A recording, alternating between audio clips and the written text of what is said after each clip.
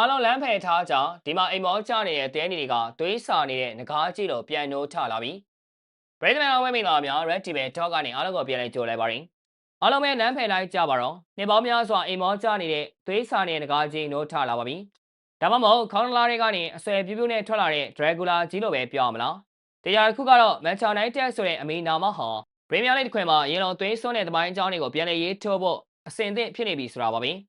エバレကို1စီးနဲ့နိုင်ရခဲ့တဲ့ပွဲပြီးမှာエバレနီးပြဂျပင်မွားရဲ့မျက်နှာကိုကြည့်လိုက်ရင်ညလေကောင်တဲချောက်ခံလိုက်ရတဲ့လူတယောက်လိုဖြူဖြော့နေတာကိုတွေ့ရမှာပါကျွန်တော်တို့ကတ်ရှုံးတာပါအိုထရာဖို့မှာသူတို့ကိုကတ်နိုင်ခဲ့ပေမဲ့ဒီနေ့တော့တမင်တိုင်းစိတ်ကနေအငိုက်မိသွားတယ်တင်းကိုရဖို့တေးလေးစူးစမ်းပေမဲ့အရေးသွေးကာသွားလို့ပါလို့မွိုင်ကြီးကနှာခေါင်းရှုပ်ပြီးညီးသွားပါတယ်တကယ်တော့မွိုင်ကြီးကရှက်ကိုရှက်ကနေစင်ញင်ပေးနေတာပါသူစိတ်ထဲမှာတော့ငါးဘွားတော့သွားပါပြီဟိုးရင်ကလာသမားလူကိုအသေးတက်မဲ့တဲကြီးတွေပြန်ဖြစ်နေပြီဆိုတာကိုကောင်းကောင်းသဘောပေါက်သွားပါပြီ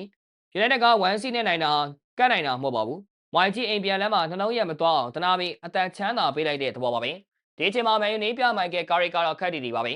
ကာရီရဲ့ United ဟာရေလောပြောဖက်ဖက်နဲ့အလွယ်တကူအနိုင်ကျင်းလို့ရတဲ့အသင်းမျိုးမဟုတ်တော့ပါဘူးတချို့ပွဲတွေမှာရုန်းကန်ရတယ်ကိုအသင်းနဲ့မတူညီတဲ့ပုံစံတွေကိုပြသဖို့လိုတယ်ဝယ်ဆမ်းမာတော့ကလည်းအမှတ်ရအောင်ယူပြခဲ့တယ်လို့အခုလည်းယူပြနိုင်ခဲ့ပါပြီတခါလေအရန်ရုန်းကန်ရပေမဲ့ဒီလိုနိုင်တာကအကောင်းဆုံးပဲလို့ကာရီကအေးစစ်စစ်ပဲပြောသွားပါတယ်ဆိုတော့က United ဟာလှလှပပကစားပြီးရှုံးတဲ့အကျင့်ကိုလုံးဝဖျောက်ပစ်လိုက်ပါပြီအယုံစိုးခြင်းစိုးမယ်ခန်းစစ်မှာအသေးပိတ်ကစားခြင်းကစားမယ်ဒါပေမဲ့လိုချင်တဲ့ရမှတ်၃မှတ်ကိုတော့အသေးလဲကုတ်ဖဲ့ယူမယ်စားလက်ဖာဟူဆန်ကစ်ကနေပါစေးတိုင်းစိတ်တွေအပြည့်အဝပြန်လဲမွေးဖွားလာတာပါ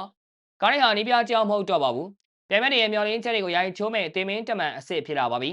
နောက်ထပ်ပြန်မဲ့တွေကိုဒူးတုံသွားစေမယ့်အကြောင်းရင်းကတော့တိုက်စစ်မှုဗီဂျမင်ရှက်ကိုပါပဲကားရီကရှက်ကိုနဲ့ပတ်သက်ပြီးအရေးမြုံပြောလာတာကဘင်းဟာအခုအရန်ကောင်းတဲ့အနေအထားမှာရှိနေတယ်သူ့ကိုပိုတွတ်တက်လာဖို့နဲ့ကြီးထွားလာဖို့ကျွန်တော်တို့ကူညီပေးနေတယ်လေစဉ်းစားလာကြည့်ပါတော့အခုတော့သွင်းကုန်တွေနဲ့ပြန်မဲ့ခံစင်မှုတွေကိုအိမ်မက်စိုးနေပေးနေတဲ့ရှက်ကွာကားရီရဲ့အသွေးထိုးပေးမှုအောက်မှာအချိန်တိုင်းဘလို့ဘလူးတဲကြီးဖြစ်လာမလဲဆိုတာရှက်ကိုကအခုမှအဆွဲလေးထတ်စကားစားရှိသေးတာပါအဆွဲဆုံသွားတဲ့ဒီနေ့ကျရင်ပရီးမီးယားလိခံစင်မှုတွေအကုန်လုံးဘောလုံးကန်ဖက်နဲ့ချုပ်ပြီးတရားစကန်ဝင်ကြရမယ့်ဂိမ်းပါပဲ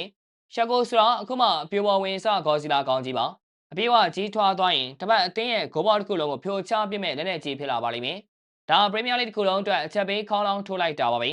မန်စီးတီးအာဆင်နယ်နဲ့လီဗာပူးတို့ခင်ဗျားတို့ရဲ့ပျော်ရွှင်စရာနေ့ရက်တွေကုန်ဆုံးသွားပါပြီယူနိုက်တက်ကအရင်လိုအမှတ်လာဝေတဲ့ပရိုက်တာအသင်းကြီးမဟုတ်တော့ပါဘူးအခုယူနိုက်တက်ကပြန်မဲ့ကိုအရှင်လက်လက်ဝါးစားမဲ့အသင်းတွေအစ်စ်တွေဖြစ်နေပါပြီကွင်းထဲမှာကစားမတွေကဘောလုံးကန်နေတာမဟုတ်ပါဘူးပြန်မဲ့တွေရဲ့နှလုံးသားကိုဆွဲထုတ်နေတာပါ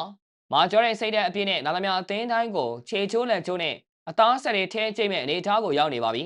အကျော်အပြင်ပြောမယ်ဆိုရင်တော့ဒေးဗစ်မွားရဲ့ညီးတွားတဲ့နေကားရဲ့ ACT ညင်မီအနေများတဲ့အပြုံးတွေရှက်ကိုရဲ့ကြီးထွားလာမဲ့အလားအလာတွေအားလုံးကိုပေါင်းစပ်လိုက်တဲ့အခါထွက်လာတဲ့ရလက်ကတစ်ခုတည်းပါအဲ့ဒါကတော့ The Real Red Devil are back ပါပဲအစောင်းကြီးကြည့်ရှုပေးခဲ့ကြတဲ့အတွက်အားလုံးကိုကျေးဇူးအထူးပဲတင်ရှိပါရခင်ဗျာ